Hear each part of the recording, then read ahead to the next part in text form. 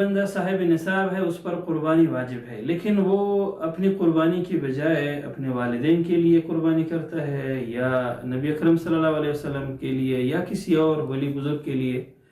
تو شرعی طور پر معاملہ اس طرح ہے کہ جو صاحب نصاب ہے خود اس پر قربانی واجب اپنی طرف سے کر لے، اور اس کے ساتھ ساتھ اگر کسی اور کی جانب سے کر لے تو بھی اچھی بات ہے، لیکن اگر اپنی طرف سے قربانی نہیں کرتا، دوسروں کی جانب سے کرتا ہے، تو ظاہر ہے اس کے اپنے ذمہ پر قربانی برقرار ہے۔ اور اگر کوئی صاحب نصاب نہیں، غریب آدمی ہے،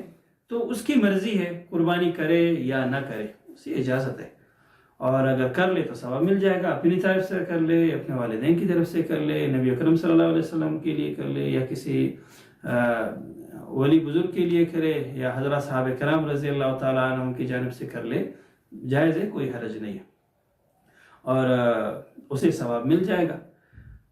اور جس کے لیے قربانی کرے، خواہ وہ بندہ زندہ ہو یا وفات پا چکا ہو، اس سے کوئی فرق نہیں پڑتا ہے، یعنی ایسا نہیں ہے کہ جو مرحومین ہیں ان کے لیے قربانی درست نہیں، ان کی طرف سے قربانی جائز نہیں، ایسا نہیں ہے، مرحومین کی طرف سے بھی قربانی کر سکتے ہیں، اس کا بہت بڑا ثواب ہے اور انہیں اجر مل جائے گا۔